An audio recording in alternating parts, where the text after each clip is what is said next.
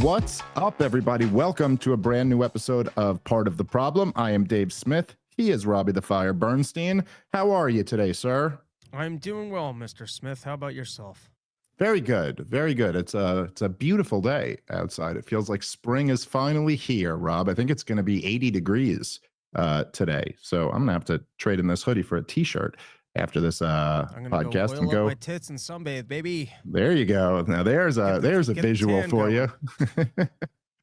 All right. Okay, so let's jump into this today. You know, I was full disclosure, I was a little conflicted about whether or not to even do a response to this, but I decided no Twitter beef will go unsquashed. Well, you know, look, I feel like I at the risk of, I don't want to beat some of these topics to death.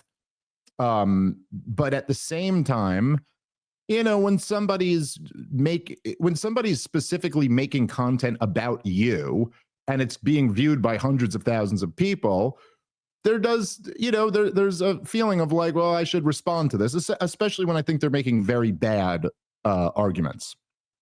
Shockingly bad arguments, I would say.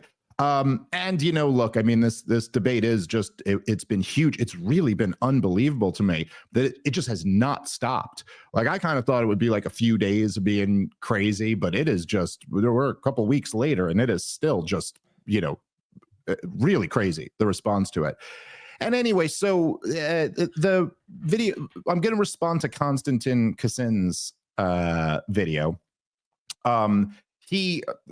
We've tweeted back and forth many times over the years at each other, but recently, this morning, he irked me a little bit with something he said. So I was like, all right, you know what? Maybe it makes sense to do a response to this. He certainly seems to want to jump in to the conversation, so let's do it. As I've said before many times, I claim the right to respond when I am criticized, and so I'll be exercising that right today. I do think, their stupidity will be obliged. Yes. Well, look, I mean, me and Konstantin, I think have, you know, I don't remember every interaction, but I think we've done a pretty good job of remaining civil while going back and forth and disagreeing on things. It seems to me like over the last couple times he's tweeted at me that civility is going away a little bit. I'm, you know, like I always am. My starting point is always like, let's talk about the ideas, let's debate the issues. But if you want to be insulting and vicious, like, okay, I'll do that too if that's what you want. I'll kind of try. I'm going to try my best not to do that in this episode. He did tweet at me something this morning about how he's always said I was very intelligent, but now he's beginning to question that or something like that. And it's just, you know, with all of these things, it's like, look, I get into sparring with people and I'm on Twitter and I do, you know, internet debates and stuff. And so I've been a part of all of this. The truth is that I really do care about the issues that I'm talking about. And I just find them to be much more interested. Like, I don't give a shit what Konstantin thinks of my intelligence. Like, who cares? It's just the most uninteresting and unimportant thing. Anyway, what I do care about is some of the ideas that he's presenting here. So he made he wrote an article, and that this is how he does it. He like writes articles and then he reads them. So we'll go through the video because that's a better, more enjoyable way to do it for podcast listeners. So let's jump into it. This was Konstantin Kasin's take on the debate between me and Douglas Murray. And he did, playing it there. He did say, which was interesting, that this is his most read article ever. And, you know, probably just because it was, you know, you have a debate on Joe Rogan. There's just not that many debates on Joe Rogan's show, and it's the biggest show. And we had, you know, two big names debating about the most contentious issue. So it makes sense to me that this would be a widely read article. All right, let's, sorry, go ahead, Natalie, you can play it.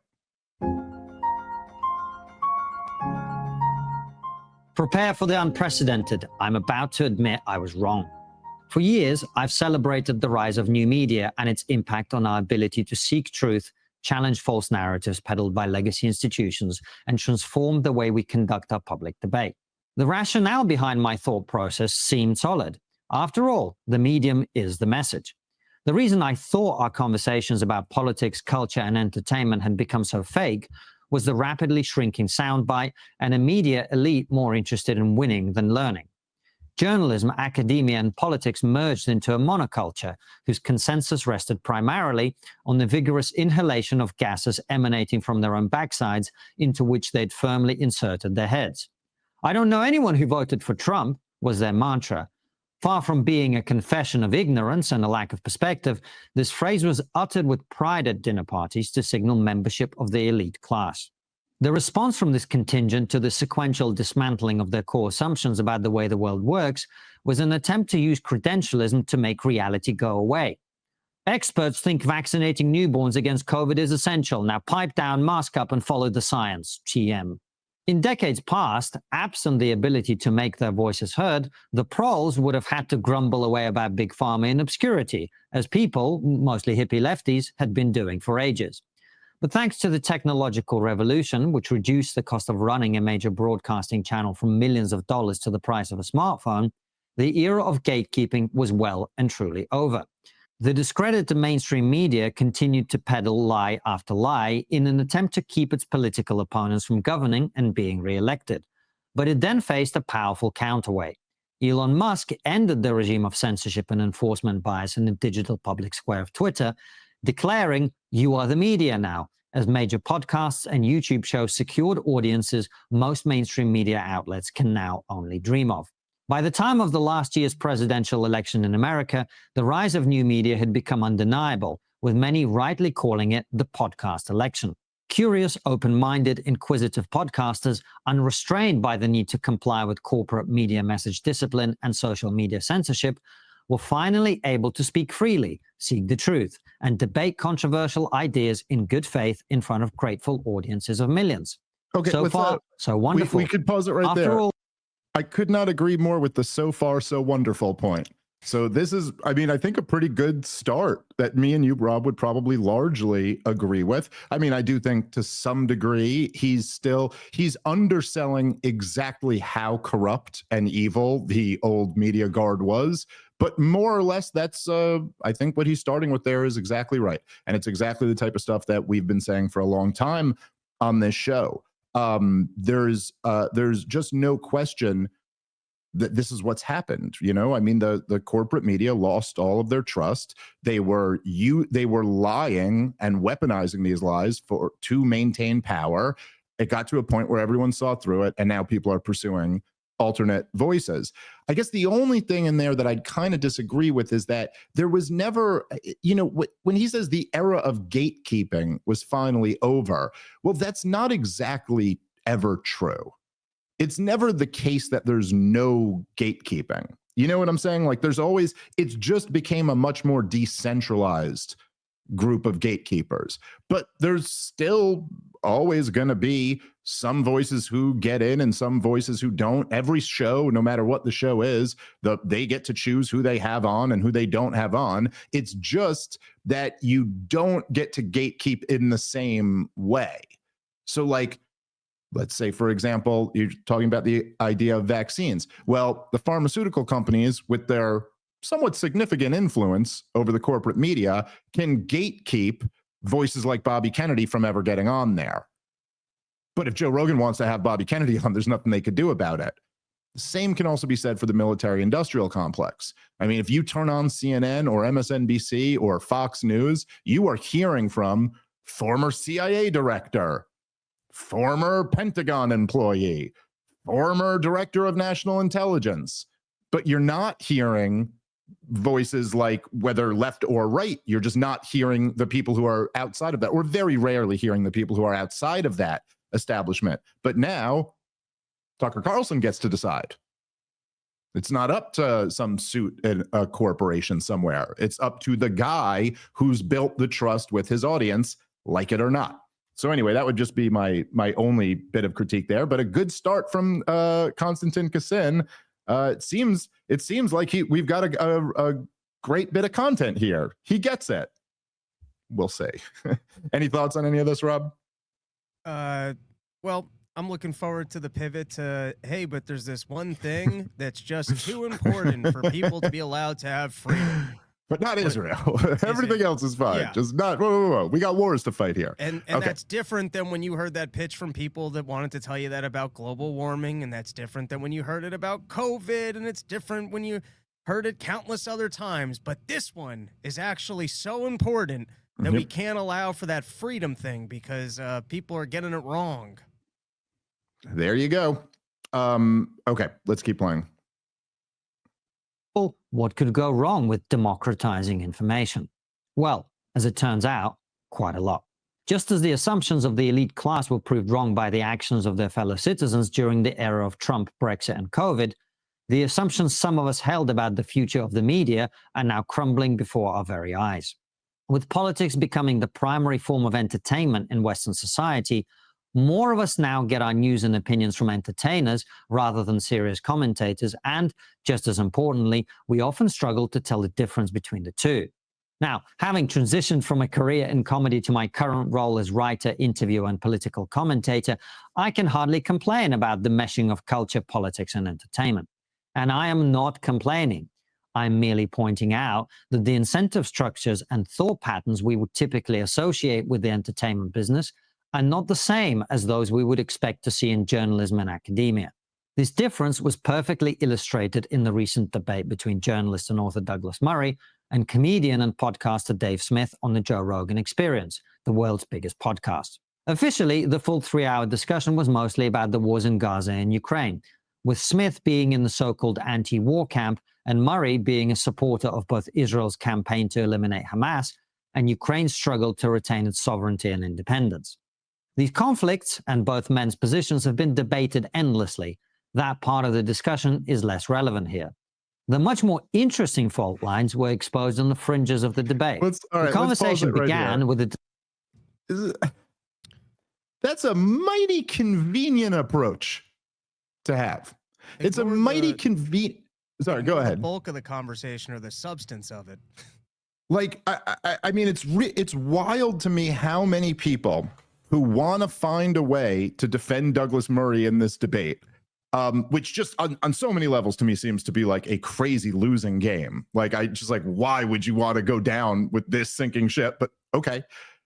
But really to just brush away, forget about any of the content of the debate. That's been debated before. Well, okay, but like there's 2 wars raging on right now. Again, as I've made the point before, I often call what's going on in Gaza a war. Not really sure that's the appropriate name for it. But no, I am sorry, especially if you're going to be talking about like journalistic standards and the difference between entertainers and commentators, which again, as Konstantin admits himself, he's essentially the same thing I am. I mean, I guess he doesn't still do comedy. I still do comedy, but he's a guy talking about issues that he cares about on a podcast who is not an expert in any of these areas.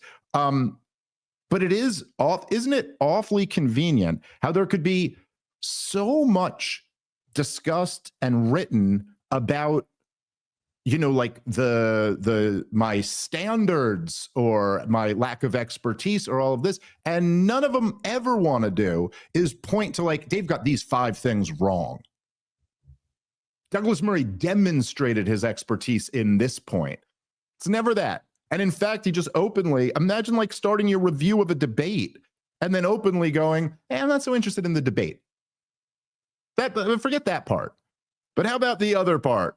Like whatever, we'll see what he's about to say here. But it is just, I don't know. I do find it incredibly revealing that anybody would be giving their take, writing their most read article on a debate and just totally take a backdoor out of the substance of any of the debate.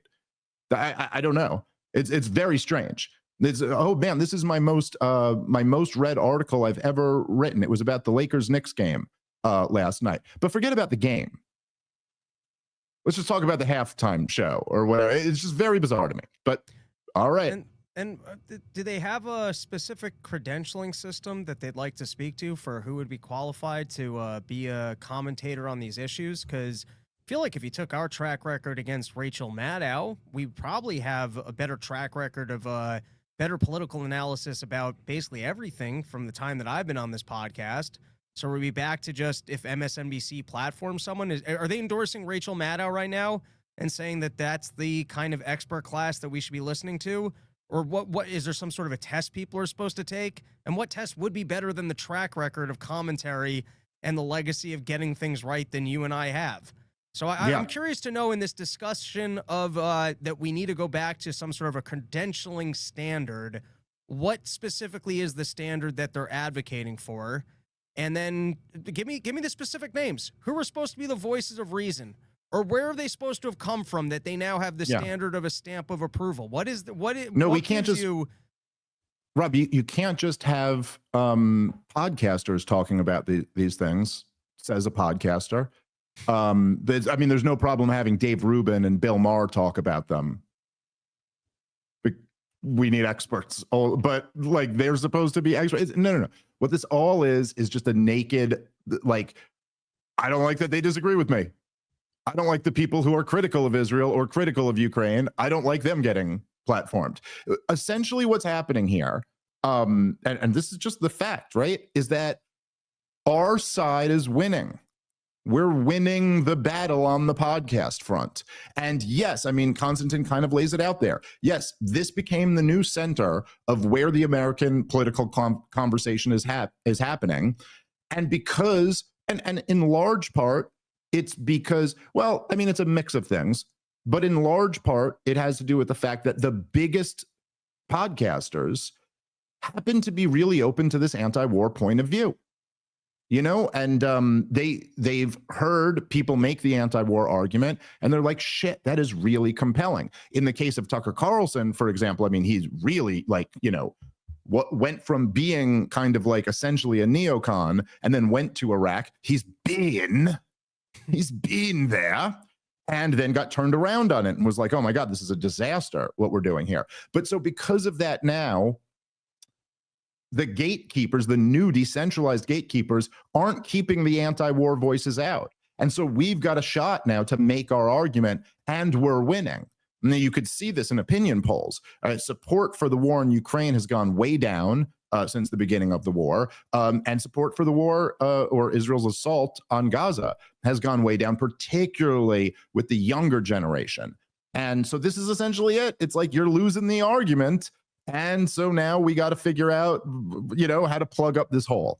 All right, guys, let's take a moment and thank our sponsor for today's show, which is Monetary Metals, an amazing company run by amazing people. They are revolutionizing the way you invest in gold and silver. They've been paying interest in silver and gold for over 8 years, helping you grow your wealth in real tangible assets. Finally, there's a true alternative to saving in dollars, a yield on gold and silver with Monetary Metals. Listen, I know a lot of people who listen to my show own precious metals. And if you're owning physical gold or physical silver and you're paying storage fees or whatever, however you're doing it, there's a better way, and it's Monetary Metals. Now you can make interest on your gold paid in gold or interest on your silver paid in silver. It's revolutionary. And like I said, they're great people who run the company. So please go check them out. Monetary-metals.com. That's monetary-metals.com. All right, let's get back into the show. Anyway, let's keep playing and see. I think we should reenact Biden's disinformation approach and make sure that internet content like this is removed from the internet, because it's too dangerous for people to hear. The new Ministry of Truth can be Douglas Murray and Konstantin Kassin. Or maybe the FCC should take over podcasting and also make sure that there's no curse words or sexual content of any kind. I mean, what legislative body is supposed to reside over this misinformation on the internet and make sure that it does not appear, so that Israel can continue to have public support? Well, it's let's see if Konstantin lays it out. It's an interesting question, Rob. Here, let's keep playing. Discussion of Rogan's decision to host Daryl Cooper, a man described by Tucker Carlson as America's most important popular historian. Cooper himself has the self-awareness not to own the label of historian, instead describing himself as a storyteller. His latest work is a series whose aim is to show World War II from the perspective of the Germans. To those who have studied World War II extensively, like Murray, Cooper's comments on Tucker Carlson's show and his podcast with Joe Rogan are obvious and frankly boringly familiar Nazi apologia. Far from being novel, the idea peddled by Cooper that Churchill was a warmonger who, quote, turned the invasion of Poland into a global war because, quote, he was funded by Zionist financiers, formed the core of wartime propaganda fabricated by Nazi spin doctor Joseph Goebbels. The argument that Cooper advances that So is Douglas Murray the credentialed historian that gets to legislate what history is supposed to take place on the internet?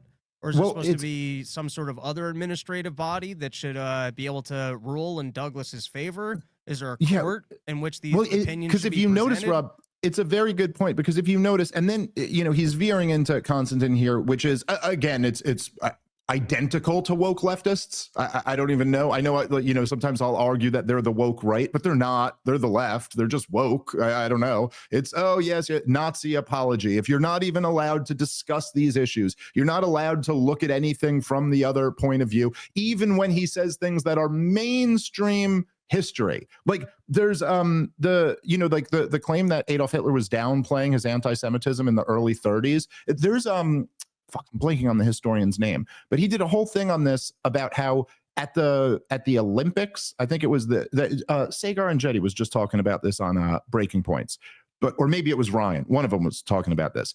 But I had read this book many years ago, but there's at the I think it was 1936 Olympics, the ones that are in Germany, the ones where you see Hitler tweaking out like a maniac there. They like took down a whole bunch of the anti-Jewish stuff when they were hosting the Olympics, because they kind of knew this isn't going to play that well in the rest of the world. And this is before the war. They were still kind of, you're like all nation states, they're trying to maintain good standing. But anyway, it's just, oh, you're a Nazi. You're not. This is straight from Goebbels or something. And it's like, it's just so cheap and lame.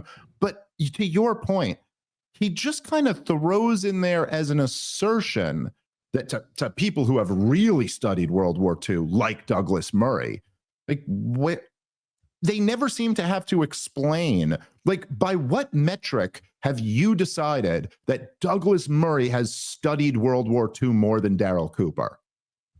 Like, listen, again, there are levels to intelligence and there are levels to knowledge. And I think that, like, this is one of the things where when I was admitting I'm not an expert, like I've had a lot of people on Twitter be like, Dave, you are an expert. You should just say you're an expert, dude, and be done with this like debate. And it's like, no, I'm not. Here's the thing. It's like, in the same way that you could, like, okay, let's imagine me and you are sitting down and let's say we're playing basketball and there is the number one high school player in America. Like, you're talking like Kobe Bryant when he was 17 is sitting there, and it'd be very easy for me and you to be like, that's the best basketball player in the world. Like, this is just insane. He just did a 360 dunk. This guy's lightning quick. He's 6'8". This guy's just incredible. But then, like, to someone who plays in the NBA, they'd be like, slow down. Like, there's levels to this shit. And much like as a lot of people who fight, they talk about this. It's like the better at fighting you get, the more you realize how much you suck at fighting, because but you become a purple belt and it's like, oh my God, you could kick anybody's ass. And you're like, I roll with brown belts and black belts all day. I could not kick anybody. So anyway, I say all of that just to say this, for anybody who's consumed Daryl Cooper's work, feel however you feel about him. You could completely disagree with his politics or his conclusions or any of this. The dude is insanely well researched. Insane.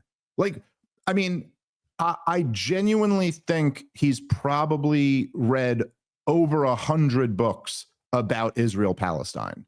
Like, he's read everything, dude. Like, it's just, and so for him to just casually, and I know Daryl, and I know anybody who actually knows his work knows, like, if he's doing a World War II series, he is going to be reading everything about it. So how he just gets to claim that Douglas Murray really does his research, and he does. Do you guys ever feel the need? Like, do you ever have to show your work on these claims? How do you know that? How do you know what Douglas Murray's read versus what Daryl Cooper's read? By what metric are you making the decision that he's the one who's done his research and he isn't? I don't. By the way, that doesn't mean who's right or wrong. These are two very different claims, right? Like there are people who are extremely well read who are wrong about everything politically, but like the way they just get to play this game and just dismiss Daryl, it's pathetic. It's like this is not, again, not an argument. None of this is an argument. This is just assertions backed by nothing. We need censorship because too many people are listening to the other people. Seems to be what it boils down to. But okay, I mean, they would claim they're not advocating censorship, but it's like, what exactly are you advocating then? Are you advocating Joe Rogan stop having me and Daryl Cooper on the show? Because what's really the substantive difference between that and advocating censorship? Well, only they're credentialed people who aren't actually credentialed, such as Douglas Murray. Right, who have lots of different opinions on lots of different subjects. We can hear from all of them. You could even be a comedian who hosts a podcast, and then you could talk about serious things. We could have a range of opinions, except for war. Except for when it comes to war, in which case we all must be lockstep on the side of these disastrous conflicts that all of you guys support that never work out. You know, it's crazy. It's whatever. Anyway, I'm sure. I know Douglas was saying he downplayed it. People have sent me since then, but I should have had. This is one area I fucked up on a little bit. I should have had that more in the front of my mind. But when I was like, didn't you go to Ukraine and write that article saying that Ukraine will win? And he goes, no, I didn't say that. I said it was possible Ukraine. Right? Go read the article. The line is, Ukraine will win. Russia will lose. Okay. So sorry, guys. Yeah, you guys got it. Much like the COVID experts, you guys have been too spectacularly wrong for too long, and you're losing. You're losing the argument. Sometimes, you know, it's an expert from the regime based on how many things they've gotten wrong. And so perhaps that's specifically why we need to listen to these people more, is because of their track record of getting things so wrong. That's how you know that they're credentialed regime experts. It does seem to be the standard. All right, let's keep playing. Millions of prisoners of war and civilians died on the Eastern Front because the Nazis failed to plan properly for the invasion is simply a lie. There is extensive documentary evidence which confirms that the reason millions of prisoners of war and civilians died on the Eastern Front is precisely because the Nazis succeeded in their plans. Because Murray is educated on this issue, he assumes that everyone else, including Smith, is too. Exasperated, he tries to explain that far from being revolutionary, these ideas have been pushed by discredited historians like David Irving for decades. Have you listened to his podcast, though? Okay, can you just pause it for a second? So here's just an interesting little thing that you might notice. And again, listen, Konstantin, like what you're engaged in here is propaganda. Like this is just pure bullshit. And it's not, again, it's always what it always relies on. Like if you notice with these videos, right? And this is why I say it's propaganda. You're reviewing a debate and brushing aside the debate. You're talking about expertise, but you're not pointing out anything that I got wrong. You're not, with Daryl Cooper, you're not going, okay, here, he had the Fear and Loathing in the New Jerusalem, or he had the Anti-Humans, or he's had these big, huge series, and you're not going like, this is riddled with inaccuracies, and here are 5 of them. You're not doing that. What you're doing is taking a couple of sentences, taking them wildly out of context, misrepresenting them. What Daryl Cooper actually said, he did not make the claim that the Nazis didn't intentionally kill people in Eastern Europe. That was not his claim. What he was saying was essentially, and he said that this applies to Israel also. So what ended up, he started making this point, then Tucker kind of went on a different path, and then he never got back to like really finishing the point. But the thing he was making was actually, what he was doing was attacking neo-Nazis, actually. What he was doing was attacking the defenders of the Nazi regime. He was saying that it doesn't even matter because you're responsible either way. So in other words, his point was, Rob, I don't know if you saw him make this, but he was saying, listen, if you're Israel and you go into Gaza and then you don't have a plan for how to get innocent civilians to safety, well, that's on you. And it doesn't matter whether it was intentional or not intentional or nothing. It's your responsibility now once you commit the invasion.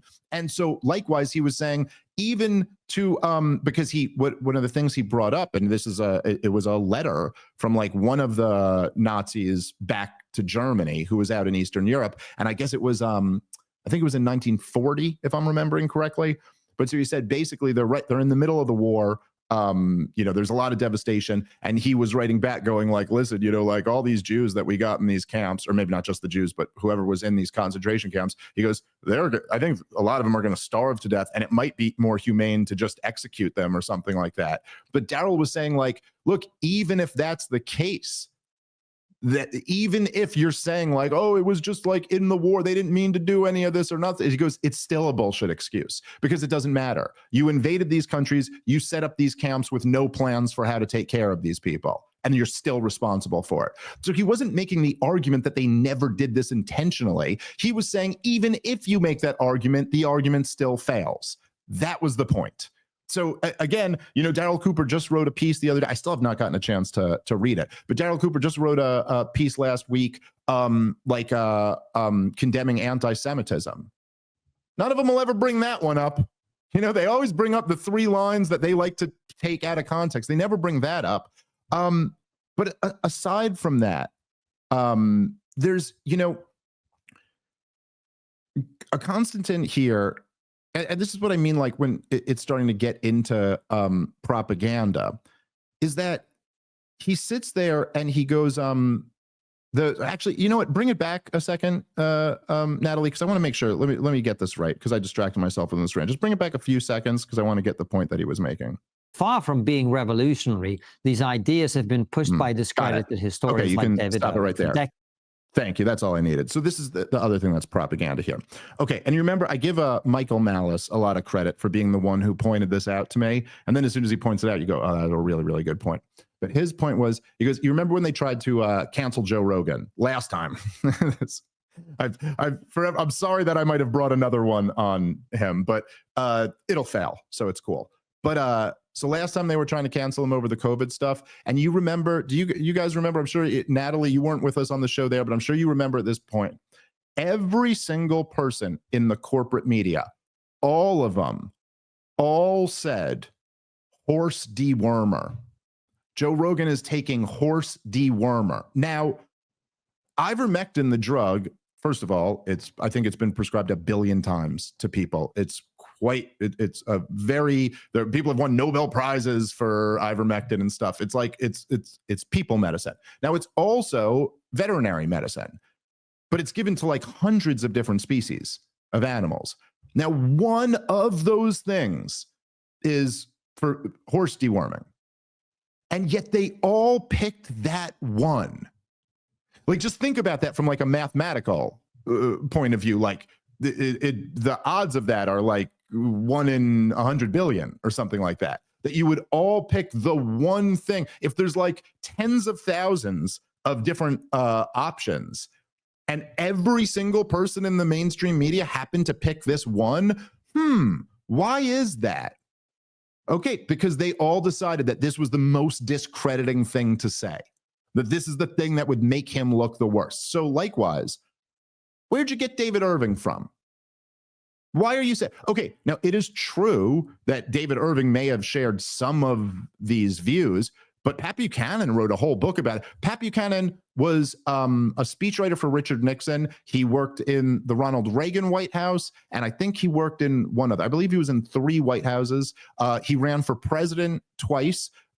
He's a New York Times bestseller. He was on TV and wrote a very successful column for like 50 years. He's a household name, more or less, in this space. Why aren't you picking him? Why are you saying this is from David Irving? You know why, Rob? Because David Irving was also a Holocaust revisionist. He also, I don't remember, I don't know enough to know exactly. They'd call him a Holocaust denier. I think his argument was that it was like a couple million people, but it wasn't 6 million people. Regardless of any of that, they could, you know what I mean? Like say, oh, he's regurgitating Pat Buchanan's thing. Why do they all pick David Irving? For the obvious guilt by association thing, to smear him as a Holocaust denier, even though he's never once done that. Like, I'm sorry, this is a woke leftist tactic. Like, I don't, and this is why it's such a losing, like all of this to me, and don't get me wrong, I'm taking on this stuff because I think it's a bad argument. I think they're wrong. And I'm actually shocked by how bad the argument is. But what the thing that's been so strange for me over the last couple weeks is that you're just like, I can't believe you guys all want to go down this path. Like, you really want to sit here and argue on behalf of the expert class and these issues have been dealt with long ago. But what does that mean? Like when someone like Konstantin will say the reason why Douglas Murray is so frustrated is because we've already batted down all these stupid ideas. But I think for a lot of us, we go, oh yeah, but that was back when the evil machine had full control of everything. Maybe we didn't really bat down these ideas. Maybe Pat Buchanan was right about all those things he was saying. I mean, I don't know. Yes, it is true to some degree that Douglas Murray's ideas won the day and people like Pat Buchanan and Ron Paul's ideas lost the day. But what have we gotten for that? And, at a certain point, if we figure out that we've been lied to about everything for the last 20 years, some people might go, well, what were they saying 30 years ago? What were they saying 40 years ago? What were they saying 60 years ago? It's a natural reaction. That doesn't mean everything they were saying is wrong, but it definitely means you can't just dismiss it away as that's already been taken care of. Sorry, we've seen how this machine works. Okay, let's keep playing. Decades. Have you listened to his podcast, though? Rogan interjects. It turns out Murray hasn't, and this is later used as evidence against him after the episode airs. Unlike Murray, I have listened to Cooper's podcasts, including the one about the history of Palestine that people often cite in his defense. He details the persecution of Jews preceding the events he covers, and so he couldn't possibly be anti-Semitic, is their argument. From this, they conclude that he couldn't possibly be a Nazi apologist. The reason they make this logical error is that in the entertainment world, words do not have meanings, they have feelings. And thanks to the woke left's misuse of the word Nazi for the last decade, in Podcastistan, the term is not a descriptive label, but a vague, meaningless insult used to cancel people. Unlike his opponents, Murray clearly understands that the term Nazi apologist has a defined meaning. And the fact that most Nazi apologists are anti-Semitic does not mean you have to be anti-Semitic to fit the description. The Grok definition of a Nazi apologist is someone who defends, justifies, or minimizes the actions, ideology, or atrocities committed by the Nazi regime, often by excusing Nazi policies or promoting revisionist narratives that distort historical facts. Since Cooper does precisely this... Pause it right there. No, he fucking doesn't. Even by your dumb Grok definition, Cooper does not do that. But hey, listen, this is like, again, I'm just so sick of like having the same argument over and over again. He's about to put a World War II series out. I say he's not going to minimize the Nazi atrocities at all. You clearly think he's going to. Let's see who's right. Let's see who's right when it comes out.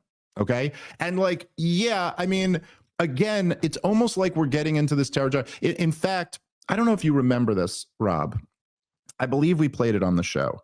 But there was this great moment that Sam Harris, my dear friend, had when he had Chelsea Handler on his show, and they were talking, I think it was about Bill Burr, but I'm not sure about that. But someone, I think Sam, I don't remember exactly how it went, but the idea of having black friends got brought up, and it was like, oh, he's not racist, he has a black wife. And she goes, oh yeah, but that's the old, I'm not racist, I have black friends. And then Sam just destroys her on it. And he goes, no, I know the left like does this thing where they just repeat that over and over again until it becomes like a trope. But like, that's actually very good evidence that you're not racist. It's excellent evidence. Now, I am not saying it is technically impossible to be married to a black woman and hate black people. I suppose you could hate your wife. You could make an exception for your wife and hate all other black, like, okay, but it is pretty damn good evidence. Like it literally is on the level of if I was like, hey, Rob, you hate eggs. And you were like, I don't hate eggs. I had scrambled eggs for breakfast. And I go, oh, that's what they all say. They all say they had scrambled eggs for breakfast. And you're like, no, that's a very good defense against saying you don't. Now, technically speaking, is it possible that you hate eggs and you just force feed yourself eggs every morning, even though they disgust you? Like, yeah, I guess technically it's possible, but it is like overwhelming evidence in the direction that you like eggs if you eat them for breakfast. In a very similar sense, yes, it is very strong evidence that you're not a Jew hater, that you're not a Nazi apologist, if you detail in graphic, brutal detail the horrific treatment of Jewish people in Europe. Yes, those two things don't jive together. And you got to really jump through some mental hoops in order to tell yourself that no, they don't. It's pretty straightforward. All right, let's keep playing. Several appearances on major podcasts, how his series on Palestine would change this reality is clearly as confusing to Murray, who hasn't listened to it, as it is to me, who has. Indeed, one of the main areas of misunderstanding in the discussion is the role of expertise. He doesn't claim to be an expert, is Smith's riposte to Murray's suggestion that Cooper doesn't know what he's talking about. He uses the same defense when Murray questions Smith's own willingness to opine on geopolitics. The central critique of Murray here is that he's arguing from authority, which is what the mainstream media has done for years to gaslight the public about everything from transgenderism to COVID to war. Smith and his supporters argue that the concept of expertise has been so discredited that he, and anyone else for that matter, is entitled to express any view about any issue they want. The audience, they say, can judge these views for themselves. Murray's attempt to dismiss such views on the basis that they don't align with expert opinion is seen as an ineffective argument at best and an attempt at credentialism at worst. There's a sliver of truth to this criticism. Engaging the argument someone is making directly is a much more powerful approach. But to suggest that arguments from authority are entirely invalid is silly. Almost everything you believe is based on an argument from authority. Light bulbs, for example, are a fairly unsophisticated and omnipresent part of our lives. Yet the number of people watching this video who are capable of explaining how they work without resorting to arguments from authority will be vanishingly small. I'm not just talking about the fact that most people... This is what Konstantin starts doing this in a lot of his videos here. And it's just, it's like the last time we took it apart when he's explaining first principles and just clearly does not know what a first principle is. Like objectively, not my opinion or your opinion, just like that's not what a first principle is. He goes, my first principle is that October 7th was wrong. You're like, no. That's not how that works at all. He's just misusing terms here. An argument from authority or an appeal to authority is a logical fallacy. Okay, it's saying that because somebody's an authority figure, therefore they're correct. What he's talking about is specialization, the division of labor, and the fact that human beings have very limited knowledge. I don't need to know anything about light bulbs. That's not an argument from authority. That's just, I don't know, and other people do, and I judge it based on the fact that it seems to work. An appeal to authority would be if I were to say, none of these lights are working, none of these are turning on, and you were to say, yes, they are, because an electrician said so. You get the difference? They're just different things. One's a logical fallacy and one is not. But again, this is, as I've made the point several times now, you can pick your logical fallacy here, but Douglas Murray is clearly making one. It's either an appeal to authority or he's just straw manning. Because if you're saying that the claim here is that I don't think we need expertise, so I've never said anything that even kind of indicated that. And in fact, as I go out of my way every time I'm on Joe Rogan's podcast, I make sure to mention all of the experts who have influenced my thinking on these topics. So again, it's just a non-argument. There's nothing here. It's just not true. Yes, it is true that we rely on expertise. Nobody is arguing against expertise. What I argued against was that the expert class should be the only ones who can weigh in on these topics. Not that expertise isn't important. Again, as I've said over and over again, if this really was Douglas Murray's argument, which it was a bit more than that, but if this really was his argument, then he could have stated it in one sentence and we could have moved on. Hey, when you talk about these issues, it's really important to know what you're talking about. You agree, Dave? You agree, Joe? Yes, 100% agree. Yes, 100% agree. Let's have the debate now. That's it. Otherwise, you're just knocking down straw men. All right, guys, let's take a moment and thank our sponsor for today's show, which is the Ridge Wallet. I love the Ridge Wallet. Big fan. It's the coolest, sleekest, like minimalist wallet. They've got a bunch of different designs, and they're just really cool looking. It's like a great conversation starter. And also, you don't need, it's like you don't need that big old bulky wallet. I think Jerry Seinfeld and George Costanza figured this out 30 years ago. But you're throwing your spine out of alignment. You're sitting on a brick in your back pocket. All you need is the sleek little Ridge wallet. It holds your cards and your cash, everything you really need. So make sure to go grab one. They also have an AirTag attachment, so you'll always know exactly where your wallet is. You don't have to panic about losing it. Ridge isn't just about wallets. They create premium everyday carry essentials like key cases, suitcases, rings, all built with the same sleek, durable design. No matter what you pick, Ridge has free shipping, a 99-day risk-free trial, and a lifetime warranty on all of their products. So right now, Ridge is having their once-a-year anniversary sale. You can get up to 40% off at ridge.com/POTP10. That's the website. Head on over to ridge.com/POTP10 to see their biggest sale of the year. After you purchase, they will ask you where you heard about them. Please let them know that you heard on the Part of the Problem podcast. Ridge.com/POTP10. All right, let's get back into the show. Anything you want to add, Rob, or you want to jump back in? Light bulbs aren't real, and the only reason why racists will marry black people is because they have white vaginas. And I'd like to be on the record with both of these factual statements. There you go. Happy and I can he's add an some expert depth to this conversation. He's an expert, folks. All right, let's keep playing. People couldn't explain how electricity works. I'm talking about the fact that almost everyone who can will only be able to do so by quoting the work of other people rather than experiments and research they themselves have conducted. While Rogan seems to side with Smith in this exchange, it is highly unlikely he would adopt the same approach to his own areas of expertise. When it comes to mixed martial arts, his interview guests are the best of the best. The dazzling array of UFC champions, top MMA coaches, respected trainers, and other experts does not appear to include comedian Dave Smith. There's a popular clip on the Jerry YouTube channel in which... Pause it for a second. Wrong. I've talked MMA a bunch with Joe on the podcast. You're just factually wrong. In fact, Joe talks MMA with comics all the time. And you know what he does is like, yeah, okay, it's an area that Joe has legit expertise in. And if they get something wrong, he'll be like, nah, I think that's wrong. And if they get something right, he'll go, great point. That's exactly right. Because he takes on what you're actually saying. He doesn't just say, I'm the expert, therefore everything you say is wrong. So you're just blatantly wrong. Terrible example, and a terrible example to pick me of, because I've actually talked MMA a bunch with Joe on and off the podcast. You wanna Again, also the same example Douglas Murray used. Interesting.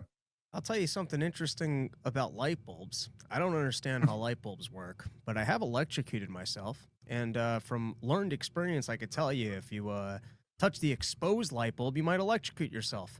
You know what else I can tell you from learned experience? If you consistently listen to regime experts, you're probably getting bad information. Now, I might not actually be an expert in any of the topics that the regime tries to pitch to me, but I can tell you more often than not from the 10 years of following these topics, when the regime is really selling you on something, you might want to do your own homework, because from my own experience, they seem to be lying a whole bunch. I don't need an expertise on light bulbs to tell you, hey, I touched one and I got electrocuted. Hey, you might be careful. You might want to be careful touching that thing, and don't use Christmas lights as shower lights. I can tell you that one. I'm not an electrician, but I learned my lesson on that one. I don't know. It seems like a lot of fancy talk for, hey, we need some censorship because I got a check from Israel and I got a war to sell here. It sure does feel that way. I will say it's like, again, Bobby Kennedy made this point. Is an excellent point. But when someone said something, they hit him with this appeal to authority, and they were like, well, the experts say that vaccines don't cause whatever negative outcomes. And he said something along the lines of, he goes, listen, he was an environmental lawyer for many years. And he was like, every suit I ever brought, the prosecution called expert witnesses, and the defense called expert witnesses. And every single time, the experts completely disagreed. You know, you could find experts that said, oh, there's this lake is horribly polluted. And then other experts would say, no, this is a safe level. And so this is kind of where a lot of this breaks down too, is that you go, it's always like, listen to the experts, but then it's also like, well, which experts? Which experts are you listening to? Are you arguing that there aren't experts who agree with what I was saying? Is that really the claim here? It's like, okay, no, nobody's making that claim. By the way, it's great. Like they, especially the pro-Israel, it's like, they're like, we have to defer to the experts. And you're like, okay, every single international humanitarian organization claims that there's like a goddamn catastrophe going on over here and that it's war crimes are being committed and have been for many, many decades. Like, okay, well, not them. You go like, then they appeal to international law. You go, well, the ICC issued an arrest warrant for Benjamin Netanyahu. No, that part's stupid. You know, it's like always like, okay, there's no list of there's no shortage of experts who are critical of Israel's treatment of the Palestinians. So again, can we just have the actual debate? Can you make a real point? Seems like you can't. All right, let's keep playing. Smith breaks down why Vladimir Putin invaded Ukraine. I was unable to find one of him breaking down Brazilian jiu-jitsu moves, despite Smith possessing a similar level of expertise on both subjects. Smith and Rogan are irked when Murray expresses his befuddlement that Smith has become a prominent voice. Let's just pause it right there. Okay, you're right. It didn't get clipped up. I mean, I have talked about jiu-jitsu on Rogan's podcast before, and like I don't know, but just the point just fails because like I have talked, I guess he's right. That clip, they put out that clip and it went super viral. You notice again, what Konstantin's not doing is pointing out what I got wrong in the clip. He's not saying like, oh, he said this and he got it wrong. But I want you to genuinely ask yourself this, everybody who's listening, because this is like a very basic honesty test here. And Konstantin, to you too, because I'm sure you'll watch this. How the fuck do you know what level of expertise I have about Brazilian jiu-jitsu compared to the cause of the Ukraine war? Like, by what are you claiming to judge that? I have the same you're just putting me at 0 at both? Like, me and Konstantin debated Ukraine, and like the general consensus was that I smoked him in the debate. So like, what expertise does he think he has that I don't have? But why would you, how would you possibly know? How many books have I read about the lead up to the war in Ukraine? How do you know? You have no fucking idea. You're just pretending. You're lying. You're making this up. It's just, and it's ridiculous. I mean, like I would never, I don't know. I just would never do this. Like I would never engage in this tactic. I mean, it's possible that after smoking someone in a debate, if it was like, okay, the one thing I could think of was when I debated Austin Peterson on Israel. And it was coming off, he debated Clint Russell and then he debated me, and they both went terribly bad for him. And at one point, I remember, I mean, he got so much wrong, just didn't know it. At one point, Clint mentioned the Nakba, and he goes, the Nakba, I haven't heard of that. I think you're referring to the Balfour Declaration. And Clint was like, no, the Balfour Declaration was in 1917. We're talking about 1948 right now. And like, okay, so after that debate, and then after my debate, I did conclude, I go, I don't think this guy's ever read anything about this topic. But it was like 4 reasons, you know, it was like, I think you don't know what you're talking about. 4 reasons. These guys seem to never feel the need to give any of the reasons. Just asserted. Douglas Murray knows. Daryl Cooper doesn't. Dave Smith doesn't. Like, okay. Care to elaborate? All right, let's keep playing. About Israel and Palestine without ever having visited the Middle East. The shock at the idea that someone ought to see things with their own eyes before commenting on them is palpable. Indeed, in the aftermath of the debate, Smith promoted a popular video in which Murray's statements to this effect are contrasted with his previous ridicule of the concept of lived experience. This is very low-quality thinking. If you do not see things with your own eyes, your opinions are by definition not your own. They are an agglomeration of opinions and facts you have gathered from other sources whose veracity you cannot properly evaluate. That doesn't necessarily make them wrong. Indeed, most of our opinions about... This is an absurd claim, like just totally ridiculous. Your opinions aren't your own unless you've been to the place. Like, I mean, I do not understand how he wrote that down, sent it out, then read the words in front of a camera and didn't think to himself, oh, wait, what am I saying exactly here? Your opinions aren't your own if you got them from somebody else or if you haven't gone to the place before. Like, that just makes absolutely no sense. So you're saying let's just say you attend a debate between two experts. Now, the whole purpose of a debate, right, is to persuade the audience. You hear the arguments this guy makes, you hear the arguments this guy makes, you go, I think that guy made superior arguments. Oh, and he had no answer for that. And that was a really good point. I think this guy's right on that issue. That's not my opinion now because somebody else informed my opinion. By the way, the logical conclusion of this, you understand, is that none of us have any opinions about anything. Because even going to a place, you're still being influenced by the people. Like, it's not as if, obviously, again, if Douglas isn't knocking down a straw man, obviously you can gain insight by traveling to a place. You could learn things that you didn't know before.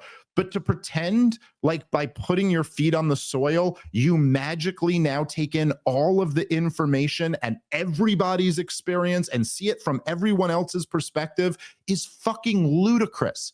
And the idea that like that's the only true opinion is if you go somewhere, anyway, it makes absolutely no sense. No, you can gain, in fact, you can gain a lot more insight by reading experts than you can just by going on a trip.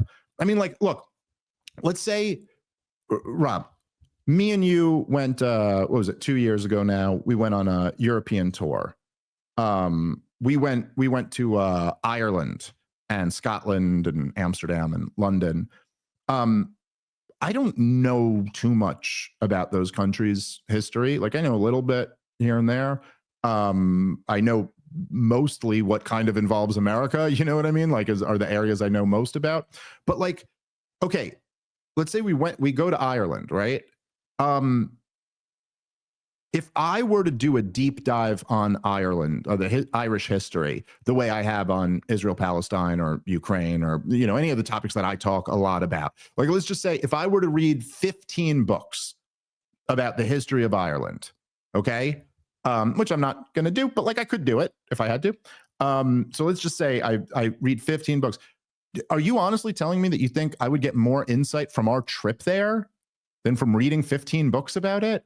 Like, that's just not clear at all. But anyway, the idea that we don't have opinions unless we've been to the place and seen it with our own eyes, this makes no sense. This show is sponsored by BetterHelp. Guys, if you are considering starting therapy, maybe you're on the fence about it, let me just say that I highly recommend therapy. It's something I've benefited from in the past. I know many others who have benefited from it too. And if you are one of those people who's on the fence, check out BetterHelp, because this is the best way to do it. It's entirely online. It's designed to be convenient, flexible, and suited to your schedule. You just fill out a brief questionnaire. They match you with a licensed therapist, and you can switch therapists at any time for no additional charge.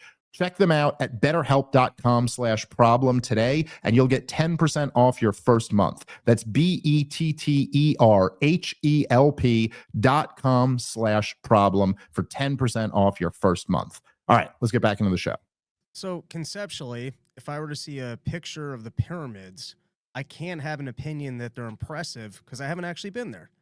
And inversely, if I read or see footage of the Holocaust in Auschwitz, I can't have the opinion that it's terrible because I wasn't there. And the only way that you could form an opinion is by actually being somewhere. So I guess the entire field of history, by the way, that doesn't exist. I guess all of physics, I mean, I don't know. How many people are in a lab observing the laws of physics? I guess maybe. I don't know. Maybe that's not a good example. But there's entire fields of study that are conceptual. So absolutely. Or the idea that like an astrophysicist can't have a real opinion, only an astronaut can, right? Like, you haven't been there. So it's just, I mean, literally, I'm right. I can't do the shocked. analytics about the being on Mars to try and plan for how someone could survive on Mars. I'd have to actually go to Mars. Yeah, it's and not that your would be opinion. The only It's- way that I yeah. could decipher the information about how we might survive on Mars. I am, and I mean this, I'm There's shocked. never been a guy who's, before he went to a factory, was pulled in for a consulting job and then looked at the spreadsheets and the books to figure out what might actually help the company be more profitable. Never happened. Yeah. Well, it's again, like I said, I'm shocked, and not like Douglas Murray was like being performative that he was shocked I haven't been there. I'm genuinely shocked that Konstantin would go down with this. It might be the worst argument I've ever heard. Anyone like you don't have opinions unless you've been to the place. It's wild. All right, let's keep playing. They are an agglomeration of opinions and facts you have gathered from other sources whose veracity you cannot properly evaluate. That doesn't necessarily make them wrong. Indeed, but most what is this of our also? opinions Pause it for a second. Why can't you evaluate other people's opinions? You can't have an opinion. Like, why can't you evaluate somebody else's expertise? If that's the case, true, then shouldn't nobody be allowed to side with Douglas Murray in the debate? After all, they're just listening to another expert who's been there, right? Expert. Anyway, let's keep playing. Most things are not our own. You know why? Because we get them from people we consider to be authorities on the subject in question. You might call them experts. The great trick being deployed here is to allege that experts can't be trusted while relying on a different set of experts. On Ukraine, the non-expert Smith is using the ideas of people he considers experts, like John Mearsheimer and Jeffrey Sachs. On World War II, the non-expert Cooper deploys the arguments of people he considers experts, like David Irving, and so on and so forth. All opinions are valid and should be given a hearing, scream the people whose entire media diet is made up of people who only push the narrative they prefer. There's a pause. This is where Smith... Who said that? Who said that? Again, just blatant straw man. Yes, again, none of us were ever, not me or Joe, were not arguing against expertise. And we were not saying, I certainly have never said, I'm not informed by experts. Yes, I've read the experts that back up your side. I've read the experts that back up the other side. I think the ones on your side are full of shit, and the other ones make much better arguments. That's my opinion on this. The point is that I still get to talk about this, and I still get to have an opinion, just like fucking you do, Konstantin. This is just too nutty, dude. You're in the process. I mean, how is this not a performative contradiction of some sense, Rob? He's explaining all of this, right? On a podcast. Like, what are we talking about here? This is too crazy. All right, I'll play a couple more minutes and then I think we're just going to call it an episode because this is just too nutty. Really turning into Spaceballs here. The arguments he makes about countries he's never visited from other people. And the arguments are then judged not on whether they're true, something Smith does not have the ability to assess, but on whether they sound true. I just pause this it right is there. why he routinely... I don't have the ability to assess the truth. So then okay, listen. But he does. Then neither do you, motherfucker. So you can't make that claim. You're contradicting yourself. It's like saying the truth doesn't exist. What's the problem with that sentence, Rob? You're making a truth claim, right? If you're saying the truth doesn't exist, you're saying that's the truth. Well, then the truth would have to exist. It's a self-contradicting statement. If you're saying I can't assess the truth, then neither can you, dude. By the way, you've also never been to Israel or Gaza. He hasn't? So you can't have a comment on this either. Or it just sounds true, right? No, this is wokeism. This is postmodernism. There's no truth. There's no way of knowing what truth is. Yes, there are things called facts and logic, and regular people can actually use these things. All right, let's keep playing a little bit more, and then we're going to wrap up. Makes basic cognitive errors of the kind I described the last time he and I sparred over my viral Israel video. As for experience, the woke concept of lived experience was not ridiculed because experience doesn't matter. You would have to be deeply dishonest to deny that experiences are informative. If Michael Jordan claimed that there's a correct way to dunk a basketball based on his experience and his conversations with Kobe Bryant, do you imagine that Smith and his defenders would screech about MJ just using arguments from authority and lived experience? The reason many of us pushed back against the concept of lived experience, other than the great tautology. Well, like, yeah, we would if he was lying to us. You know? Like, if he told you the best way to dunk a basketball is with your feet, I'd be like, well, first off, that's illegal in basketball, and that'll be a turnover. And also, I've watched you dunk with your hands many, many times. Again, you could see, right? Everyone could see this here. It's just like a blatant straw man. No one's arguing against expertise, and nobody's saying that your experience doesn't matter. The point is that to say something like your opinion's not valid because you've never been there isn't actually taking on someone's argument. And that is identical to the lived experience argument. To just say that, like literally the argument would go something like that. This is how the lived experience argument would go. Would be something like, you'd be like, well, I'm looking at this data here, and I can see the number of police shootings last year, and I can see the number of unjustified police shootings here, and it's actually very few amount of unarmed black people were killed by cops, and it doesn't seem to be at a much higher rate than other races. And they'd go, you've never been a black person, so you don't know what it's like. You don't have the lived experience. That is identical to the argument Douglas Murray was making. It's not saying that, like, look, here's the thing, is that if I got into a debate with Michael Jordan about how to play basketball, he should just fucking school me at the debate. He shouldn't have to sit there and just tell me he's an expert the whole time. And if he was just telling me, then that's a non-argument. And period. The thing about Michael Jordan is that he won a lot of championships, as did Kobe Bryant. And so if they decided to talk about that topic, I go, wow, these are the experts.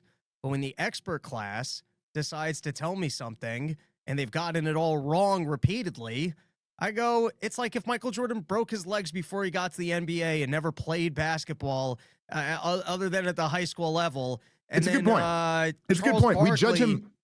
Yeah, it's because he won a lot. That's why you're even bringing up his name. It's because he was right in the sense in your analogy, right? So, like, yes, I suppose that if Douglas Murray, if the war in Iraq was a smashing success, and then the war in Afghanistan was a smashing success, and then the war in Libya was a smashing success, and then the war in Ukraine was a smashing success, then yeah, maybe he'd get a little bit more of that respect. But the thing is, he supported all of them, and they were all unmitigated disasters, while I was good on them. So yeah, forgive me if I don't just take him at his word, and I'm going to insist that him or you, Konstantin, have to make a fucking argument, which none of this is. All right, we're going to wrap up on that, and I promise we will move on to other topics. But, you know, they keep handing me free content, and let's get real. It's fun. It's fun. People like it. There's always these episodes where people go like, oh, I don't even like these episodes. And you're like, well, they do really good numbers. So I think you do. All right, guys, we do got to wrap on that. Thank you very much for listening. Catch you next time. Peace.